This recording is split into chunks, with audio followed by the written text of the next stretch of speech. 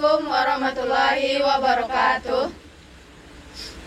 Baiklah, di sini kami akan membuat video wawancara bersama pelatih klub renang Diamond Swimming untuk memenuhi tugas akhir dari Pak Asep Sujana dan Pak Berto. Say hi dulu guys. Hai. Baiklah, langsung saja kita perkenalkan diri. Perkenalkan, nama saya Resti Amelia Wayuni dengan NIM 22086265 dan rekan saya. Perkenalkan, nama saya Eka Widya Ramayanti dengan NIM 22086029. Saya Suci Rahmadani dengan NIM 22086417. Dan saya Adinda Primadona dengan NIM 22086001. Dan saya Widya Ariska dengan NIM 22086471. Baiklah, di sini pasti teman-teman sudah penasaran siapa pelatih yang kami wawancarai. Baiklah, langsung saja kita panggil Kakak Retno. Tangan dulu guys.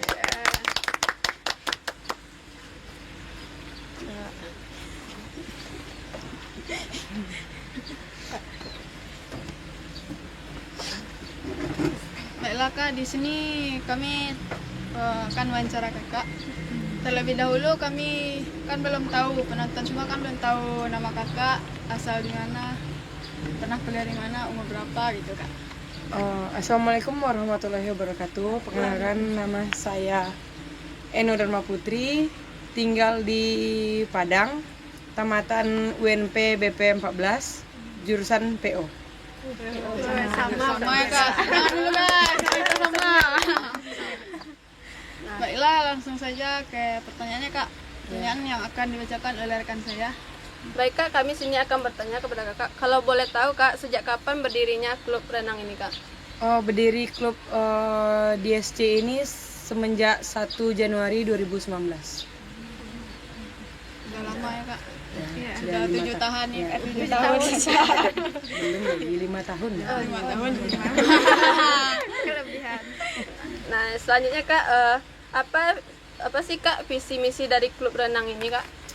Visi misinya sih setiap kami bertanding itu harus juara, nggak boleh nggak juara, harus harga mati DSC. Harga mati guys.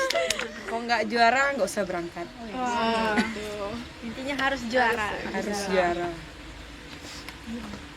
Selanjutnya yaitu Kak, dalam klub renang Diamond ini ada beberapa jenis tingkatan atlet yang dilatih sih Kak? Ada kelas dasar, kelas pemula, prestasi dan prestasi pro. Banyak Ada ya 4. Kak.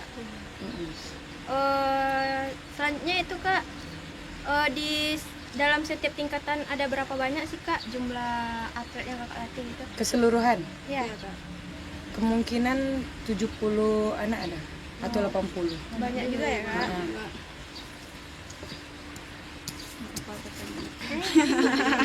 Adik Kak, pertanyaannya, dalam setiap tingkatan ada maaf Kak, menurut Kakak bagaimana prospek renang di klub Diamond saat ini? Apakah ada tantangan khusus atau hal yang bisa dikembangkan lebih lanjutnya?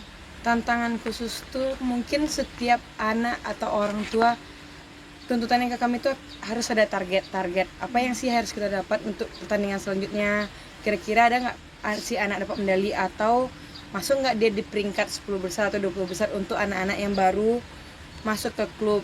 Jadi kalau tantangan sih setiap tanding harus ada goal. Oh, anak ini udah dapat waktu berapa, pencapaiannya apa. Misalnya pertandingan sebelumnya masuk 20 besar, berikutnya harus masuk 15 besar, 10 besar, atau mereka harus jadi yang terbaik atau perenang terbaik gitu dulu. Kalau boleh tahu Kak, berapa kali dalam seminggu latihannya Kak? Terus berapa jam gitu Kak? Latihan berenang dalam seminggu 4 kali, fisiknya 2 kali seminggu, 1,5 jam. Atau ada latihan tambahan gitu Kak? Latihan fisik Selasa sama hari Sabtu.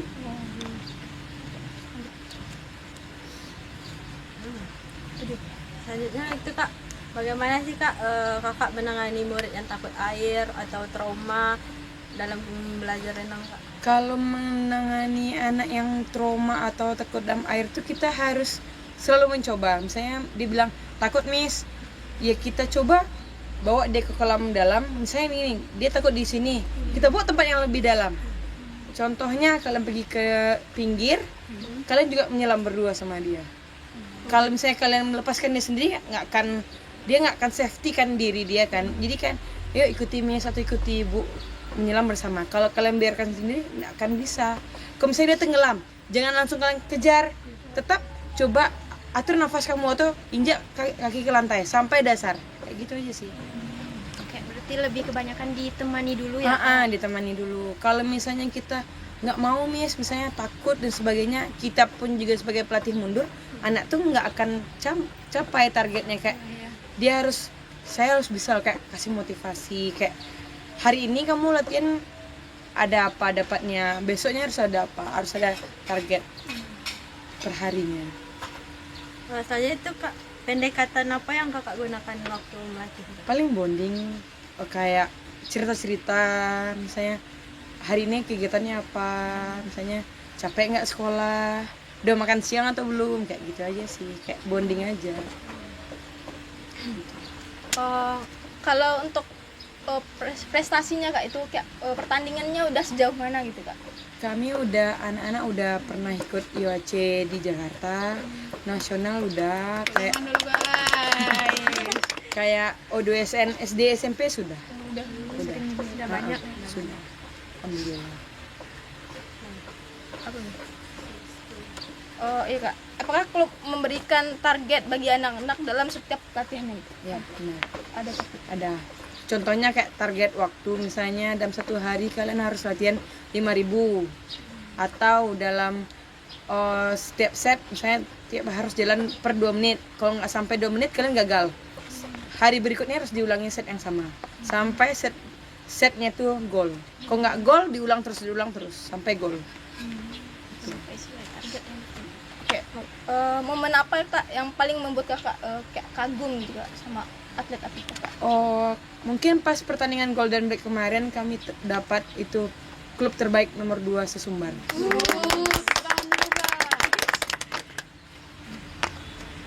Lanjut Kak, apa suka duka Kakak dalam melatih klub ini Kak? Suka dukanya sih kayak kalau di posisi murid kadang rame, kadang sepi, kayak ada di sisi kita udah bikin anak ini naik nih, tiba-tiba si orang tua memberhentikan mendadak. Jadi kayak sia-sia perjuangan kita untuk bikin anak dia sedikit lagi loh sampai tiba-tiba dia berhenti, sedikit lagi dia udah bisa, tiba-tiba berhenti. Kayak 2 bulan kemudian datang lagi, kita ulang lagi dari awal. Itu sih suka dukanya, kayak nggak ada aspirasi dari orang tua, kadang ada kadang enggak gitu. Kita udah nih contohnya kalian ngajar udah bisa nih anak nih, udah mau bisa, misalnya udah 18 meter untuk 20 meter lagi libur dia atau nggak pertambah lagi pertemuan berenang kan kita kecewa sendiri pelatih, kayak kita merasa gagal jadi pelatih gitu. Ada tantangan tersendiri nggak Kak selama melatih? Tantangannya sih kayak gimana harus mikir otak, kayak misalnya di UIAC ada atlet kita udah dapat medali baru perunggu, kayak mana dia harus dapat perak, kayak mana dia harus dapat emas, program apa sih yang kita harus. Tantangannya tuh mungkin kayak kita tuh harus capai goals anak tuh masing-masing. Contoh 50 meter gaya bebas anak misalnya 35, di tandingan ini dia dapat 35, kayak mana pas tandingan besok, contoh kami Desembernya ada tanding di UNP besok yang Minangkabau, dia harus coba bisa nggak dapat 32, program apa yang mau kita kasih, kayak dalam segi fisik ini lo tambahannya, ini tambahannya. Kayak kami sebagai pelatih kan ada 7 pelatih nih, kayak sharing kayak ini lo program yang bagus untuk anak yang prestasi pro. Kayak kami tuh selalu diskusi, meskipun prestasi pemula dasar yang pro sama semua pelatih, cuma sama-sama ngasih masukan, nggak ada yang dibedain. Kayak Bang Anggi dia pelatih pro, nggak bisa sharing ke dasar, salah, kami semua sama, kayak nggak ada yang ketimpangan. Yang bedanya cuma di saat ngajar. Kalau misalnya diskusi, kayak kami ada meeting sebulan, kayak mana solusi, kayak ini lo harus program, ini harus program, kayak gitu. Itu aja sih. Itu Kak, gimana kayak dukungan dari orang tua gimana Kak? Dukungan paling kalau kami suruh beli alat ya harus beli. Karena kan berenang ini mungkin olahraga yang mahal, kayak alat-alatnya mahal. Kalau anak nggak cukup alat, tuh berarti performanya juga kurang. Kayak gitu aja. Harus orang tua harus siap materi habis-habisan kalau berenang. Kalau orang tua nggak siap habis-habisan materi, nggak usah berenang. Karena untuk lomba aja biaya besar. Belum vitaminnya lagi, belum alat-alatnya, itu aja sih. Lanjut Kak, apa saja aspek penting yang perlu diperhatikan dalam hal keselamatan atlet Kak? Makanannya. Iya, keselamatan Kak di dalam kolam Oh, atau gitu Kak. kalau untuk prestasi insya Allah selamat. Kalau paling keselamatan tuh di anak dasar. Kita harus aware terhadap si anak yang belum bisa, harus ada dampingi kayak tiba-tiba dia tenggelam. Udah ada si kasus kayak tenggelam. Tapi alhamdulillah tidak ada yang gitulah kan. Yang fatal gitu. Nggak ada. Paling itu kalau untuk anak pasti nggak ada. Dia pasti bisa. Mungkin cukup sekian wawancara dari kami Kak. Kalau ada kami salah kami mohon maaf ya Kak. Terima kasih atas waktunya Kak. Oke, sama-sama. Assalamualaikum warahmatullahi wabarakatuh. Bye guys. Foto.